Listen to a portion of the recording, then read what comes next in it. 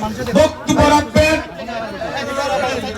রাখবেন হবিগঞ্জ ৩ আসনের বিএনপির মনোনীত প্রার্থী হবিগঞ্জ পৌরসভার উন্নয়নের রূপকার জনাব আলহাজি কে ঘোষ।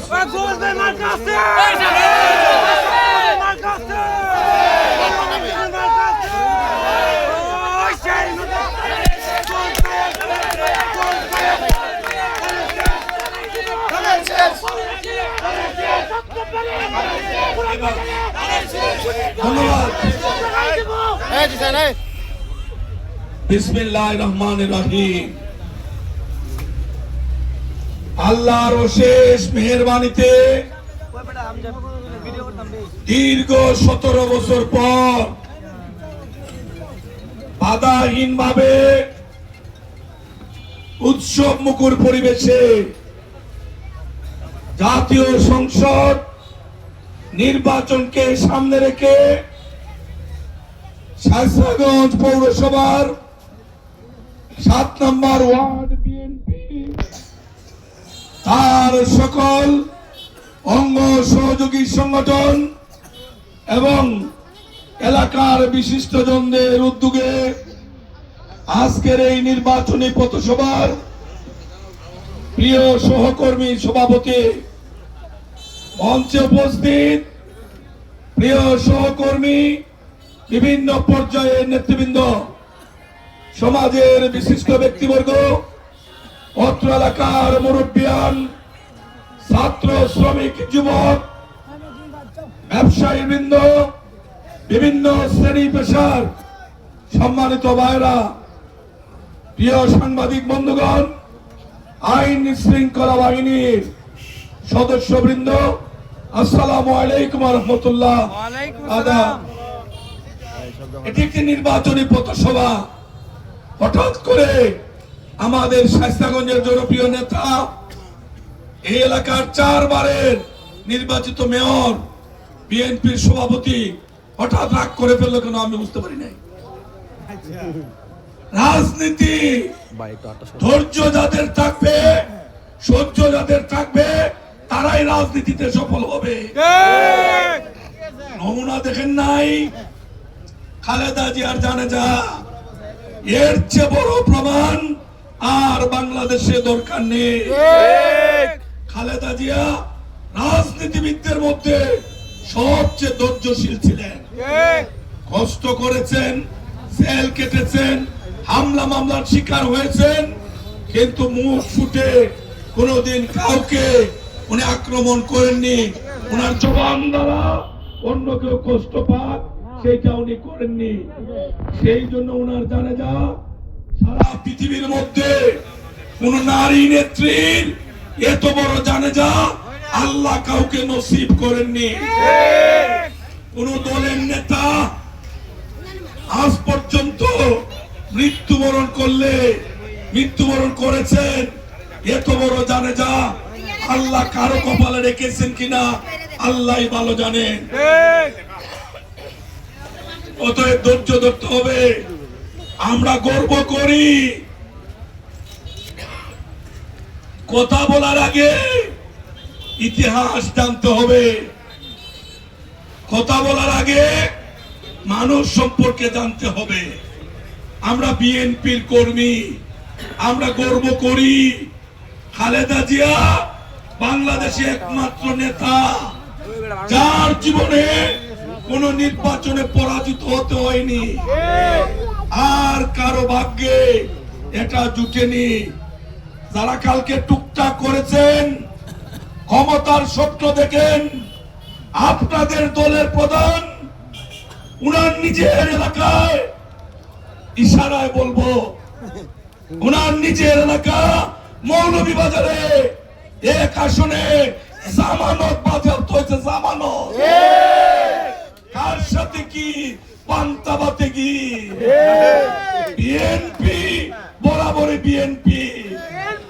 জেলে থেকে খালেদা জিয়ার কর্মী জিকে ঘোষ হাসিনার বড় যৌবনে নৌকাকে ডুবাইয়া ৩৫০০ ভোট বেশি পায়। তার নাম জিকে ঘোষ। জেলে থেকে পাস, বাইরে থাকতো পাস। 18 সালে যদি এমপি ইলেকশন করেছিলাম, দিনের ভোট না রাতে না হলে নৌকার চেয়ে 2 লাখ ভোট আমার বেশি থাকতো। এটা আমার কথা না, এটা গোয়েন্দা সংস্থার রিপোর্ট। কি এর মধ্যে কি নির্বাচনে আসছেন, মাঠ উত্তপ্ত করার দরকার নাই। ভালো কাজ করি, ভোটের অভাব হবে না। মানুষ জানে কে কতটুকু আমরা অর্জন করেছি, কে কতটুকু মানুষের ভালোবাসা ধরে রাখতে পারবো, এটা মানুষ ভালো করে জানে। অতএব যারা মাঠ উত্তপ্ত করেন, অনুরোধ করি আর মাত্র 10 দিন, ফায়সালা আকাশ থেকে আসবে ইনশাআল্লাহ।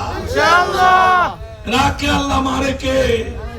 বিএনপি কোনে কোনে শুক্রে মঙ্গলে বিএনপি জোট পরিবর্তন করে না। বিএনপি ক্ষমতায় যাওয়ার জন্য নীতি আদর্শ গলা চাপা দিয়ে হত্যা করে না। বিএনপি সকালে যা বলে রাত পর্যন্ত বিএনপি সিদ্ধান্ত অটল থাকে। সেই জন্য মানুষ খালেদা জিয়াকে বলে আপুসীন দেশনেত্রী, সেই দলের কর্মী।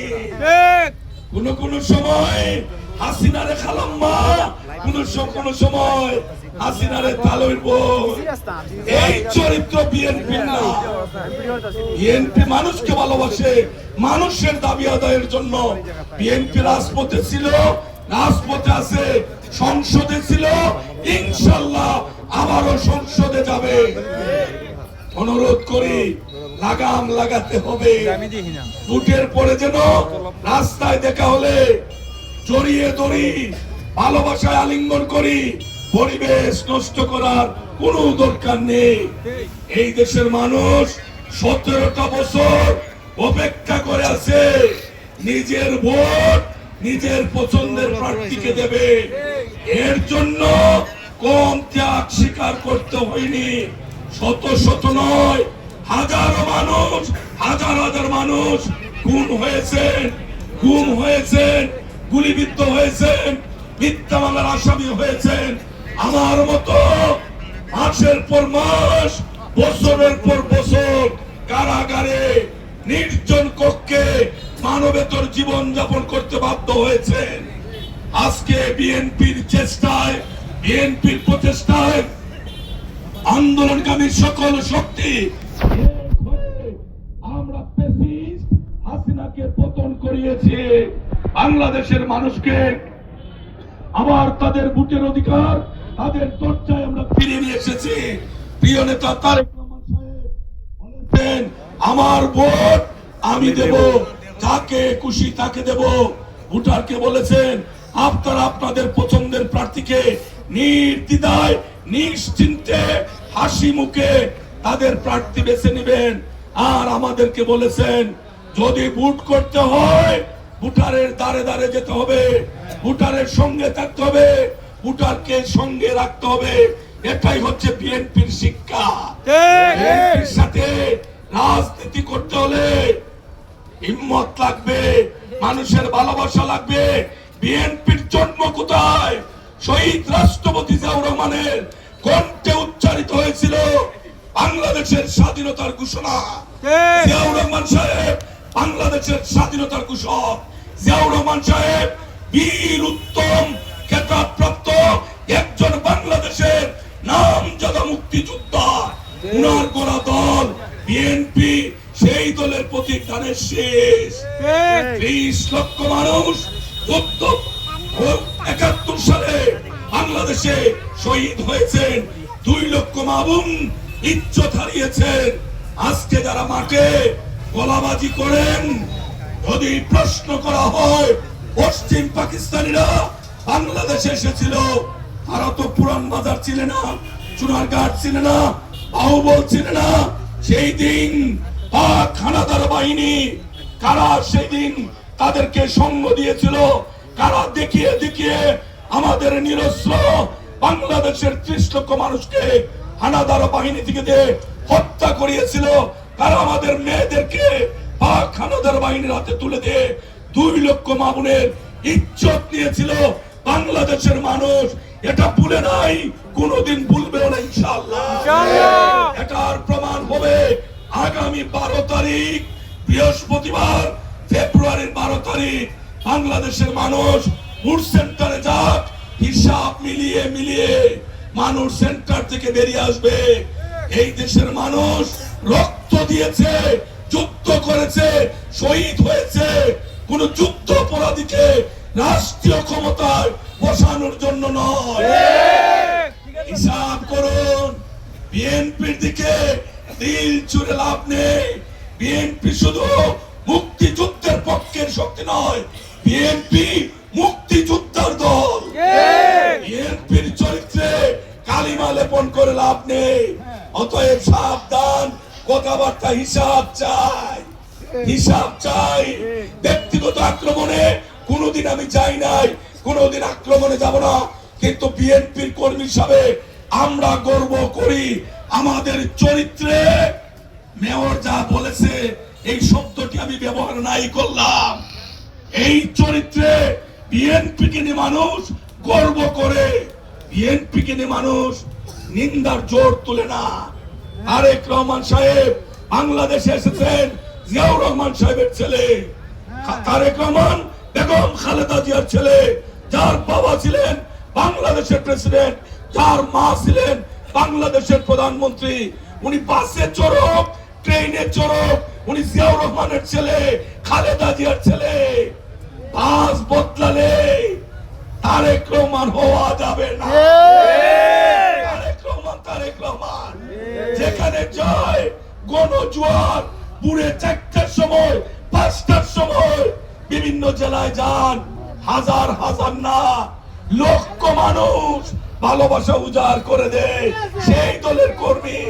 জিকে ঘোষ, কি মনে হয়, কি মনে হয় আবুল তাবুল অন্যের কথা বললেন না রে ভাই।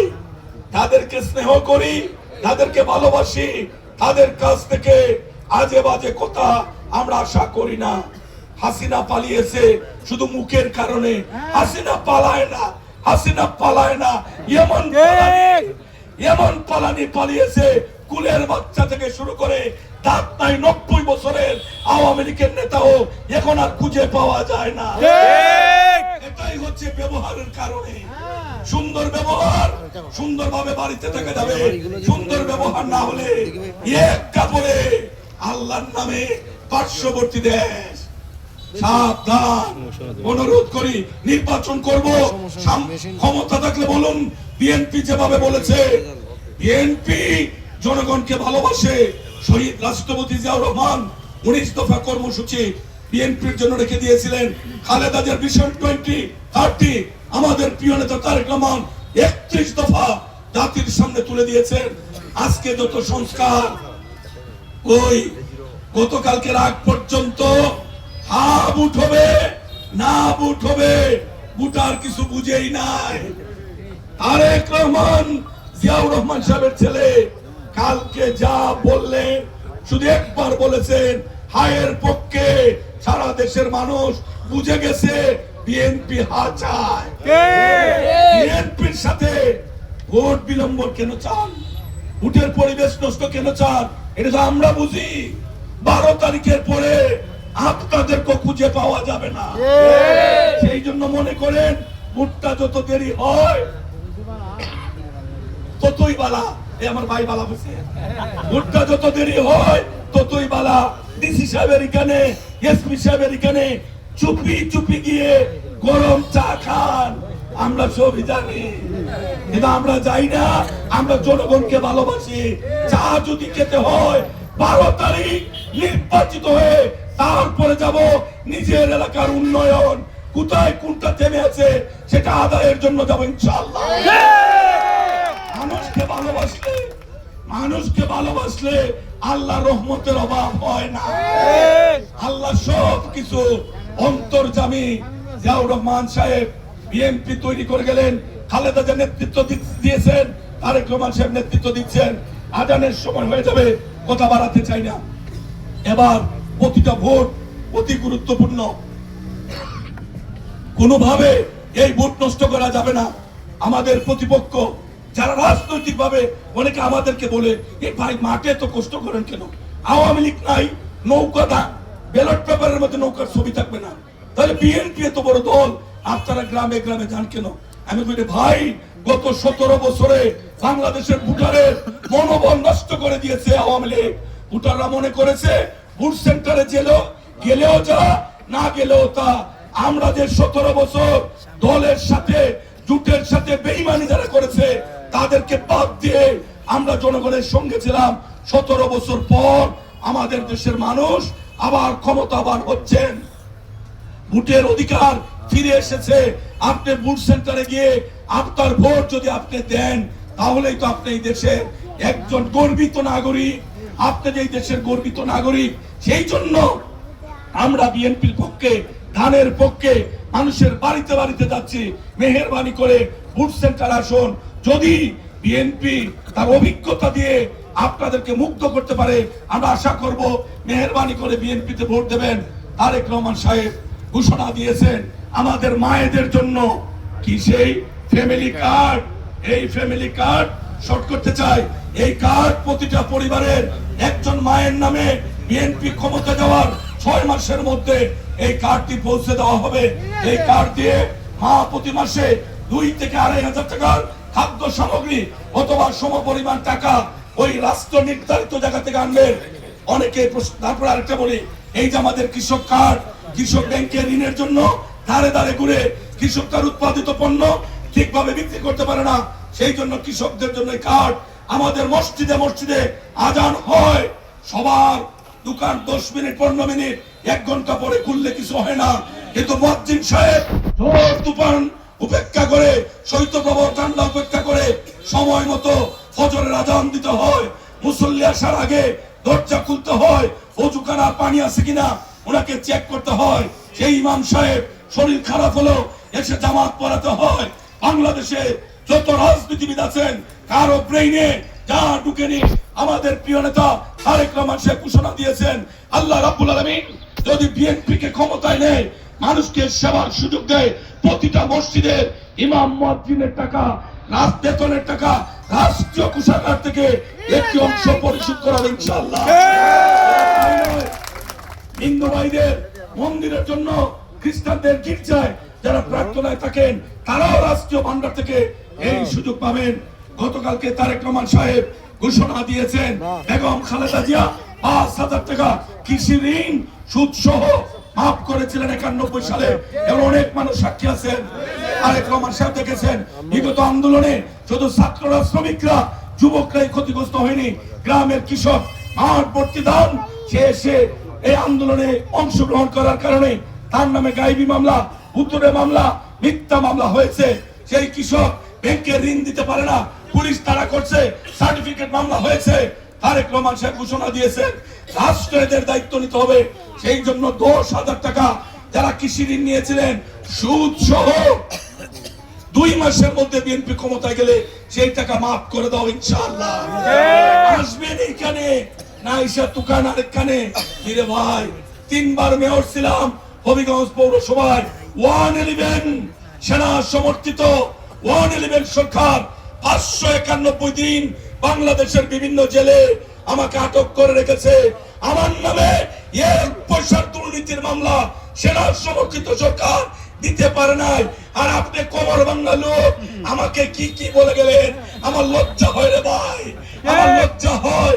হাসিনা 1570 দিন বাংলাদেশের বিভিন্ন জেলে আটক করে আমাকে রেখেছে, আমার নামে অনেক গায়েবী মামলা, হত্যা মামলা দিয়েছে, কিন্তু যে হাত দিয়ে আমি 200 কোটি টাকার চেকে স্বাক্ষর করেছি, 1 টাকা চুরির মামলা আবু জাহির বা হাসিনা আমার নামে দিতে পারে না।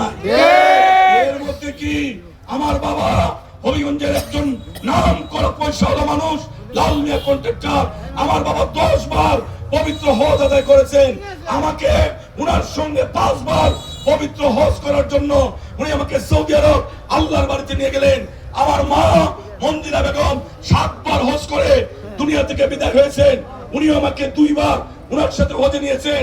অ্যাডভোকেট আতিকুল্লাহ সাহেব এই আসনে কিছুদিন এমপি ছিলেন, উনার দ্বিতীয় মেয়ে আমার স্ত্রী, আমি তাকে 10 বার আল্লাহর বাড়িতে নিয়ে গেছি। আমার দাদা হংসাদাজি সাহেব গুফায়া ইউনিয়নের চেয়ারম্যান ছিলেন। আমার বাবাকে ছোট রেখে আমার দাদা হদ আদায় করেছেন। আমার মা জন্মের আগে আমার নানা হাজি আরিফুল্লাহ সাহেব হদ আদায় করেছেন। আমার মার দাদা হাজি খলিলুল্লাহ সাহেব হদ আদায় করেছেন। আমি গরিব পরিবার থেকে রাজনীতিতে আসি নাই। আবু জাহির আর জিকে ঘোষ এক জিনিস না। আমার ব্যাকগ্রাউন্ড চেক করেন, আজ পর্যন্ত আমার নামে কি সব মামলা হয়েছে, একটা টাকা চুরি, একটা টাকা দুর্নীতি মামলা আমার নামে হয়নি। আজান শেষ করে ফেলবো।